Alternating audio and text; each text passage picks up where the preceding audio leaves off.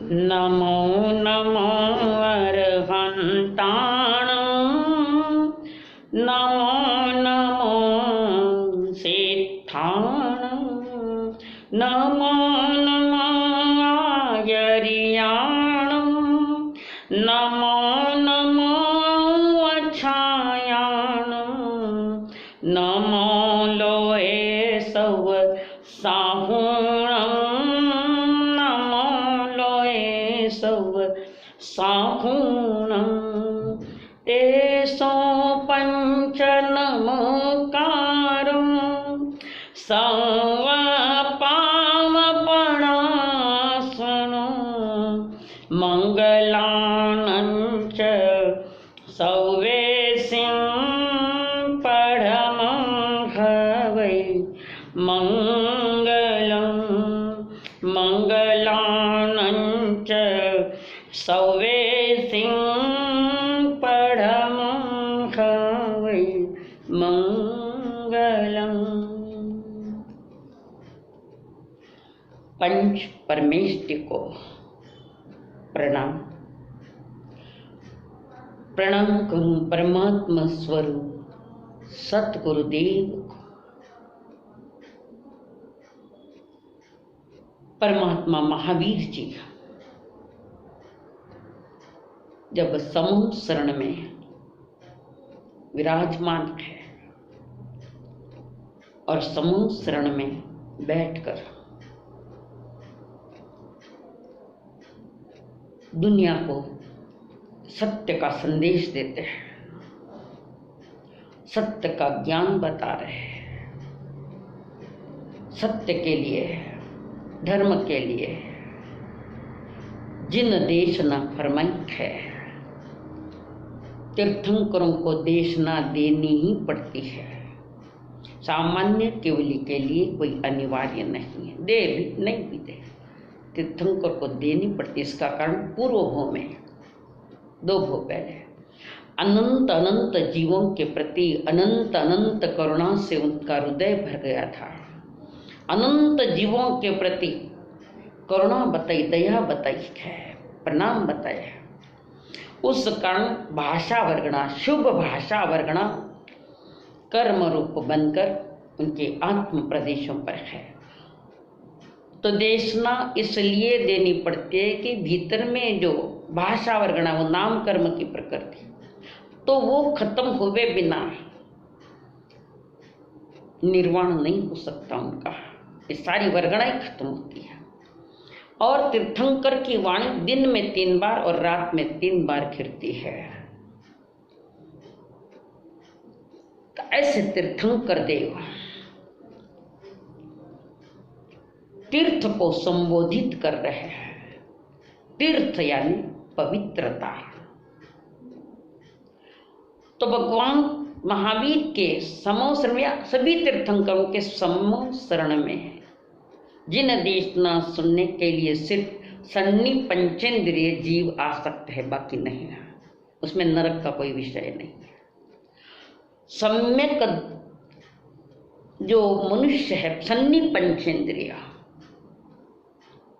देवता भी आते हैं, तो सभी सन्नी के रूप में, दूसरे नहीं आ सकते असन्नी आदि। तो परमात्मा महावीर ने जो समूह शरण है, समूह शरण का अर्थ ये एक विशिष्ट धर्म सभा, जिस समूह शरण की रचना सौधर्म देवलक के द्वारा अपने कुबेर को कहा जाता है कि समूह शरण की रचना करो, कुबेर करते हैं। और एक बात यह भी है कि सभी जगह समूह शरण की रचना नहीं होती है। जहां मिथ्यात्व का जोर होता है वहां समूह शरण की रचना होती है। तो भगवान ऋषभदेव के 12 समूह शरण हुए, बीच वाले तीर्थंकर के 2-2 समूह शरण लगे, और भगवान महावीर के शासन में 8 समूह शरण लगे हैं। टोटल 64 समूह शरण हो गए। तो उस धर्म सभा में बैठने वाले उन जीवों की ओर इशारे कर रहे प्रभु परमात्मा महावीर। परमात्मा महावीर के जिन देशना ये वक्तव्य जीवन के वैज्ञानिक और मनोवैज्ञानिक प्रस्तुतिकरण है, जो आज भी आवश्यक है, उपयोगी है। पूरी जिन देश ने एक साइंस के आधार पर, ये महासाइंस के आधार पर टिकी हुई है। परमात्मा महावीर जी सुपर साइंटिस्ट थे, समस्त मानव जाति के लिए ग्रहणीय है और आचरणीय भी है। प्रभु द्वारा प्रदत्त ये कर्म सिद्धांत आज के युग में अत्यंत उपयोगी सिद्ध हो रहा है। तो परमात्मा महावीर ने उस धर्म सभा में जो जो बातें बताई, जो जो सिद्धांत दिए, उसमें एक प्रमुख है कर्म सिद्धांत। कर्म सिद्धांत समझे बिना जीवन में धर्म प्रकट नहीं होता है। और बिना कर्म सिद्धांत जाने अगर हम कर रहे धर्म क्रिया करें तो वो क्रियाकांड का भाग हो जाता है, वो धर्म का भाग नहीं होता है। और आज इसकी जानकारी लेने के लिए हमारे पास किसी के पास टाइम नहीं है। बस दौड़ रहे, क्यों दौड़ रहे, किसके लिए दौड़ रहे, उन्हें खुद को ही पता नहीं है। तो परमात्मा महावीर जी ने अपनी जिन देशना में जो संदेश दिए है उसमें कर्म सिद्धांत है। कर्म यानी क्रिया, ये पहले बता चुकी हूँ। जो प्लेन क्रिया होवे जिसमें राग द्वेष मिथ्यात्व नहीं है तो वो बंध का कारण नहीं बनती है, और जिसमें मिथ्या राग द्वेष है वे कर्म बंध युक्त हो जाते हैं और आत्म प्रदेश में जाकर स्थिर हो जाते हैं। फिर जब उसका फल देने का समय आ गया तो वो उदय के रूप में हमारे सामने आते हैं। वे फल जो कर्म बांधक है उसका फल जो आता है वो उदय के रूप में आया, इसका मतलब वो फल देने के लिए आया है, प्रभाव डालने के लिए आया है। पर इसमें दो बात है। ज्ञानी जब भी अपने भले बुरे कर्मों का फल चखता है तब वह बाह्य कारणों को प्रमुखता नहीं देता। ज्ञानी अपने भीतर में झांकता है। जीवन में कुछ भी आपत्ति या आया है, आराम आया, विपत्ति आई या संकट आई है, ये सारे कारण मेरे भीतर है। मेरे परिणाम ने मैंने बिगाड़ा, मेरे परिणामों को मैंने बिगाड़ा है। और अपने परिणामों को बिगाड़ता हुआ निज आत्मा के प्रति अन्याय कर लिया, स्वयं के प्रति अन्याय कर लिया। कभी ऐसा विचार नहीं करता कि ये इसके जो कर्म आए हैं, जो आपत्ति आई है, जो विपत्ति आई है, ये मेरे कर्मोदय सामने आ गए। मैंने पहले कार्य किया था, ऐसे काम किए कि जिसके फल मीठे भी होते हैं, कड़वे भी होते हैं। मीठे भी कुछ समय के लिए है। तो ज्ञानी जन अपने कर्मोदय में स्वयं को दोषी ठहराता है, अज्ञानी जन कर्मोदय में औरों को दोषी ठहराता है। अपनी भूल समझ में नहीं आ रही है तो औरों पर लाद दिया है। खुद की भूल जिस दिन समझ में आएगी उस दिन सहज में इन बातों से आप हट जाओगे कि जो कड़वे फल देने के लिए आते हैं। तो मेरे सुख और दुख में कोई दूसरा कारण नहीं है, मैं स्वयं कारण बना हुआ हूँ। मेरे या दुख संकट में कोई भी कारण बनता है उसका विचार ना करते हुए मेरे दुख या संकट का कारण मेरे भीतर में पड़े है। पहले ये चिंतन करना पड़ेगा, समझना पड़ेगा। तो ज्ञानी जन कहते हैं कि जो संकट आए उसके कारण मेरे भीतर है, ऐसा विचार करके वो सोचे तो कर्म करने का कौशल्य बनता है। सम्यक कर्म जिसको कहते हैं, योगः कर्म सुकौशलम। यही कर्म कुशलता आत्मा के लिए धर्म बन जाती है। यह कौशल आइए हमारे में, मेरे में। एक भिखारी एक अमीर आदमी के घर में जाकर वहां भीख मांगता है, कहता है कि मैं भूखा हूं, 3 दिन का हूं, कुछ खाने को दो। लेकिन उसके ही अपने संचित किन्हीं कर्मों का ऐसा संयोग है, ऐसा उदय है कि कोई उसकी कोई बात सुनने को भी तैयार नहीं, उसको आगे रवाना करते हैं। उदय उसका है, भूखा है, रियल है और मांग रहा है भीख, पर कोई देता नहीं है। तो असाता वेदनीय का तीव्र उदय है। संचित कर्मों का ये प्रभाव है। ना कि सामने वाले के प्रति कोई दया भाव आता है। अपने कर्मों का उदय कि नहीं, संचित कर्मों का जो संयोग है उसकी बात पर विश्वास भी कोई नहीं करता है। ज्ञानी जन कहते हैं किसी ने दिया किसी ने नहीं दिया, हो सकता है नहीं दिया तो भी उनको धन्यवाद हो सकता है आपका दिया गया धर्म धन्यवाद आपके कर्मों में परिवर्तन ला सकता है। हृदय भाव से दे दो, ठीक है, बहुत अच्छी बात है, धन्यवाद है। तो ज्ञानी जन कहते हैं वर्तमान में जो जितने लोग अधिकतर दुख में जी रहे हैं, अधिकतर, और सुख भी किसी को मिलता है तो वो भी कम है, वो भी क्षणिक है। तो हमारी शारीरिक स्वस्थता में सुख मिले ये भी कह नहीं सकते हम, अस्वस्थता ये दुख मिले ये भी कोई नियम नहीं है। ये तो सारे बाह्य साधन है, बाह्य साधनों से तुम्हें एकांत सुख मिलेगा नहीं कह सकते, कारण साधन जो मिले वो स्थायी नहीं है। और एकांत दुख मिलेगा ये भी नहीं कह सकते हैं। या कोई एकदम भिखारी है, सवेरे भिखारी, शाम को नसीब जाग जाता है, प्रारब्ध उत्कृष्ट आ जाता है तो करोड़ोपति अब्जोपति भी बन जाता है। तो ज्ञानी जन कहते हैं मेरे असाता का कारण मेरे भीतर है मौजूद, जब तक वो उदय में नहीं आवे तब तक वो मुझे विपत्ति में डाल नहीं सकता, मेरे लिए संपत्ति का काम करेगा, कारण जब तक उदय में नहीं आया असाता का तब तक। तो ज्ञानी जन कह रहे हैं वेदनीय कर्म जो है उसके बंध के क्या कारण है। दुख शोक तापांक्रंदन बध परिवद्य परिदेवतान्यात्म परोभय स्थानान्य सद्वेद्यस्य। अपनी वर्तमान के दुखों का इंतजाम किसी ने नहीं किया, मैंने किया है, मैंने स्वयं ने किया है। जो सारी व्यवस्था की है वो व्यवस्था करने वाला मैं ही व्यवस्थापक हूं। मेरी जवाबदारी, मेरी खुद की जवाबदारी, मेरी लापरवाही और मेरी गाफिलता ही मेरे लिए दुख का कारण बन गया। तो ज्ञानी जन कह रखे हैं दुख शोक जो कुछ है वो उदय में आया है।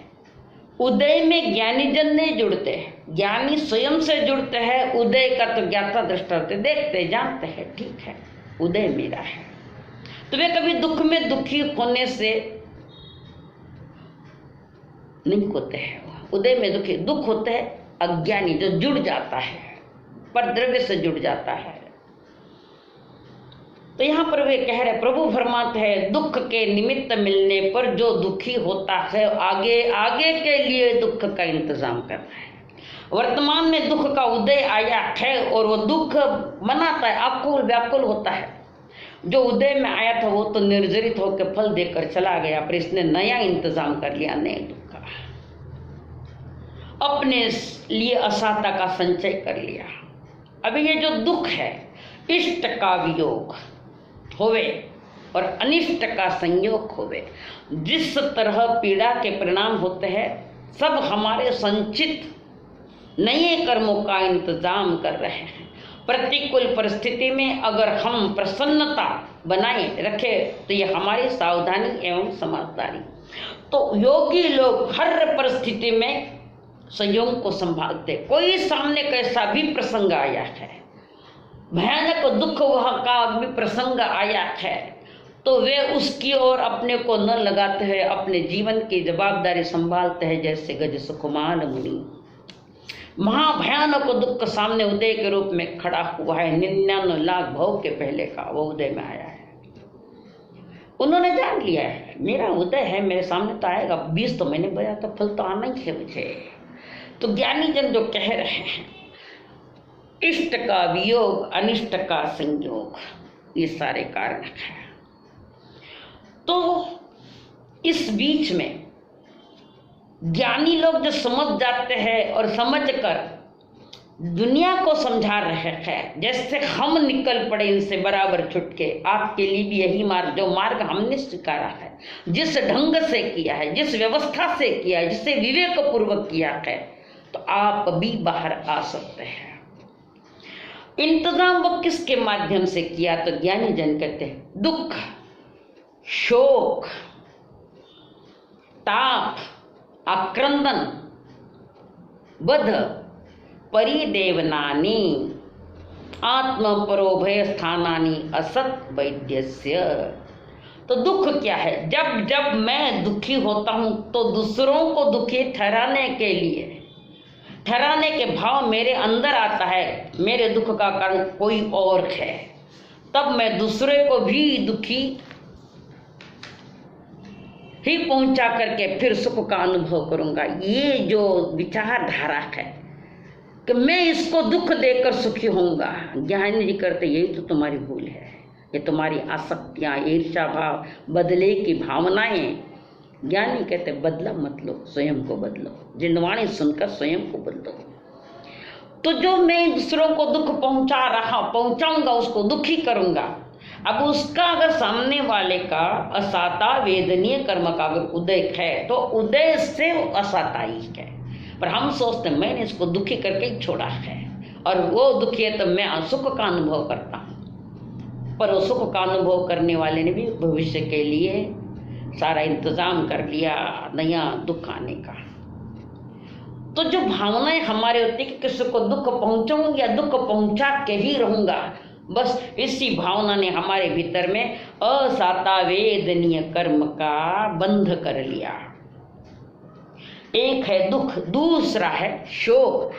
किसी हितैषी व्यक्ति के विच्छेद हो जाने पर कोई कारण निर्मित हो जाता है या तलाक हो जाता है, कल तक जिसके साथ एक क्षण का भी वियोग न सह पाते, आज एक क्षण भी साथ न रहने के बाद और विच्छेद, फिर एक पीड़ा का अनुभव। जिसके साथ अधिक घुल मिल गए थे, जिनके प्रति हमारा एक अटैचमेंट हो गया या प्रेम हो गया, आज तो अच्छा लगा, एक क्षण भी अलग नहीं रह सकता हूँ, हो सकता है आने वाले समय में साथ में नहीं रहने देंगे। लड़ाई झगड़े जो कुछ भी होंगे आपस में तो मैं होकर कल एक क्षण के लिए नहीं साथ छोड़े बिना रह सकते, नहीं साथ नहीं छोड़ सकते, आज छूट गया। ये सारा उदय है।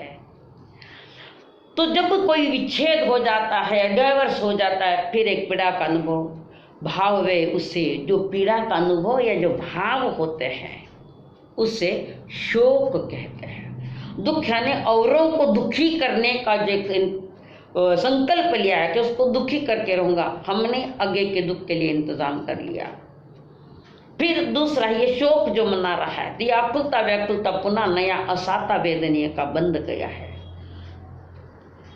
तीसरा है ताप। किसी को भी कठोर वचन सुनकर, किसी के भी कठोर वचन सुनकर भीतर में जो जलन पैदा होती है, भीतर में जो आग पैदा होती है, बस उसका नाम ताप। अपने द्वारा कहे गए कठोर वचन किसी के भीतर घाव या जलन पैदा कर देता है, वो ताप है, वो संताप कहलाता है। जैसे द्रौपदी ने 2 वचन बोले थे, एक वचन बोला था दुर्योधन के लिए, अंधे के बच्चे अंधे होते हैं। भरी सभा में फजियत हुई, वो उदय में आया। वहाँ भरी सभा में द्रौपदी का वस्त्रहरण और उनके साथ कितनी कितनी फजियत की, तो 20 तो द्रौपदी जी ने स्वयं बोया था ना। वो गलती वहाँ हुई, कितना बड़ा महाभारत खड़ा हो गया, कितनी फजियत, वो ताप हो गया, संताप होता है। तो असाता वेदनीय का निवेदनीय की जो ताप प्रकृति है वो यहाँ आती है। आक्रंदन, भीतर का दुख जब सहन नहीं हो पाता, तब जब हम जोर जोर से आंसू बहाते हैं, जिसको वीपिंग कहते हैं, ये भी हमारी आगामी असाता के बंध का कारण है। किसी और को रुलाना, संताप करवाना, तब भी हमारे लिए आगामी असाता वेदने का बंध का कारण बने। स्वयं भी इन परिणामों को करते हैं और हमारे लिए दुख संतति बढ़ा जाते हैं। स्वयं भी दुखी, सामने वालों को भी दुखी। किसी को दुखी करके करने वाला कभी सुखी तो नहीं हो सकता, दिन काल में नहीं। ये कर्म विज्ञानक है। जैसा कर्म वैसा फल, आज नहीं तो निश्चित कल आना ही है। इसलिए कर्म करते वक्त विवेक रखो कि तुम्हारे भीतर के बिगड़े हुए परिणामों से अगर आप बाहर में कर्म कर रहे हो तो ज्ञानी कहते हैं फजीती है आगे। तो दुख, शोक, ताप, आक्रंदन, परिवेदन जिंदगी भर जिनके गुण न गाए, जिंदगी भर किसी के गुण नहीं गाए, ना उनके गुणों को देखा, ना उनके गुणों का बखान किया है, मरने पर उनका गुणगान करता है, मरने पर उनके गुणगान करता हुआ रोता है। जिंदगी भर निंदा करना, उनके गुणों की ओर ध्यान न देना, उनके मरने के बाद उनके गुणों को याद कर कर के रोना, ये वर्तमान की स्थिति बड़ी विचित्र है। तो गुणों को, उसके गुणों को याद कर कर के रोना, ये कोई बाहरी कारण नहीं है, ये मेरी अपनी भाव दशा ही मेरे दुख का कारण बना है। माता पिता को जिंदगी भर रुलाना और मरने के बाद फोटो लगाना, अगरबत्तियां लगाना, हार लगाना, जोर जोर से रोना, इसलिए क्यों रुकते हो? जीते जी अच्छी तरह रो लेते तो कम से कम उनकी सेवा होती। मरने के बाद रोने का क्या कारण है? जिंदगी भर रोटी नहीं दी, मरने के बाद सारा गांव जिमणवा है। कितनी अज्ञान, कितनी अंधश्रद्धा, कैसी बातें, कितना अविवेक है इसमें। महान आचार्य अकलंक स्वामी जी कहते हैं, जो अपने जीवन को यूं ही बर्बाद करते हैं, यूं ही बिना ज्ञान समझे, बिना सत्संग किए, बिना कर्म धर्म जाने, अपने जीवन को यूं ही बर्बाद करते हुए अपने दुखों का इंतजाम करते हैं। फिर वे दूसरों के लिए दुखदायी कार्य करता है, हिंसा के उपकरणों को उत्पन्न करना, उनको बेचना, सेलिंग करना, हिंसा के उपकरण बेचना, पेस्टिसाइड यानी जो जहरीले हैं, जो खेतों में डाले जाते हैं, ऐसे विष इत्यादि, इन सब की मैन्युफैक्चरिंग करना, प्रोडक्शन करना, इसकी डीलरशिप लेना, इनके ये सारे दुख के इंतजाम करना, जितने भी कार्य दूसरों के लिए कर रहे हो, दूसरे के लिए दुख पहुंचाने के लिए जो करते हैं, तो ज्ञानी जन कहते हैं अपने दुखों का इंतजाम करते हैं। आजकल तो जैनी लोग भी ऐसे जहरीले पाउडर बेचते हैं। फर्टिलाइज की दुकान, और फर्टिलाइज की दुकान खैर जैनी है, नाम है अरिहंत फर्टिलाइजर, नाम तो रखा है अरिहंत। यहाँ पर कीटकनाशक दवाइयाँ मिलेगी। अभी अरिहंत नाम इधर कीटकनाशक, एक केंद्रीय में है, विकलेंद्रिय वाले जीव है, पंचेंद्रिय भी हो सकते हैं, उनको मारने की दवाइयाँ जैनी बेचता है, दुकान का नाम है अरिहंत फर्टिलाइजर। समझना, ये सारी बेच रखे हो, क्षणिक तुम्हें लगेगा पैसा मिला है, पर ऐसा प्रसंग आए कि सारा के सारी तिजोरी खाली हो जाएगी। पुनः औरों को मारने की चेष्टा, तुमने अपनी आत्मा को मार रहा है। तो जो औरों को दुख देने का इंतजाम करेगा, वे फैक्ट्रियाँ लगाना, जहरीले बेचना, जहरीली चीजें या ये शस्त्र आदि बेचना, तैयार करना, बड़े बड़े पैमाने पे आदमी को मारने के लिए। पता नहीं, वर्तमान में देखो, आप देख रहे हैं चारों तरफ विश्व में हाहाकार मचा कर, तूफान मचा है। तो ज्ञानी जन कह रहे हमारे ही दुख के कारण बनते हैं वे सब। सबसे बड़ी चीज का यह है कि हम स्वयं बर्बाद हो रखे हैं, पूरे जीवन पर अपने असाता बंध का बहुत बड़ा कारण तय कर लिया। अब कलंक स्वामी तत्वार्थ राजवार्तिका में लिखते हैं, कभी हम देखे इन बातों पर अपने जीवन में विचार करें, जब अपने ऊपर अपने ही बांधे गए दुखों का बोझ भारी हो जाए और हमने झेला नहीं जाए, तो हमें क्या विचार करना चाहिए? ये दुखों का बोझा मैं क्यों ढो रहा हूँ, क्यों आ रहा है, ये मुझ पर क्या आ रहा है, मेरे पर क्यों आया है? ज्ञानी जन कहते हैं दुखों का तुम नहीं ढोया है, तुम नहीं बांधा है। अपने द्वारा इकट्ठे किए गए बोझ से वो दबता जा रहा है। बोझ दिखाई नहीं पड़ता पर बोझ बढ़ाता जा रहा है। तो ज्ञानी प्रभु क्या है, असाता की स्थिति का उपाय आचार्य जी बतलाते हैं। सबसे पहली चीज है दूसरों से अपेक्षाएं कम करो, शिकायत करना कम करो।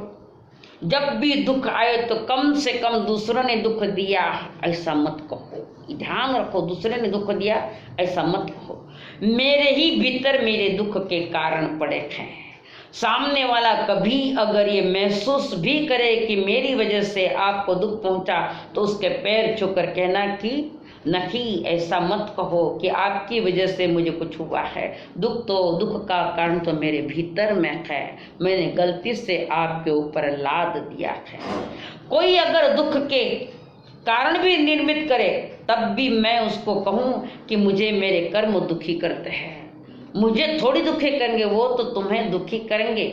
हमारे कर्म हमें अपने आप को दुखी करेंगे। निमित्त प्रधान से बात करें तो सामने वाला कारण है, और उपादान प्रधान बात करे तो मूल कारण मैं हूँ। अपने दुख का मैंने इंतजाम किया है। गसुक मालिक ने इंतजार किया, तैयार किया। 99 लाख भाव पर जहाँ उदय में आया। जैसे खंदक जी की खाल उतरी थी ना 13 करोड़ भावों पहले, जब एक काचरा ककड़ी आती से अखंड छिलका निकाला और उस पर कहता देखो मैंने कैसे कटेंगे, छिलका भी टुकड़ा नहीं किया, अखंड खाल उतरी है। इसका निर्बोध थे केंद्रीय, यहाँ पंचेंद्रिय में खाल उतरी है। चांडा ला के चमड़ा होता है राज आज्ञा से।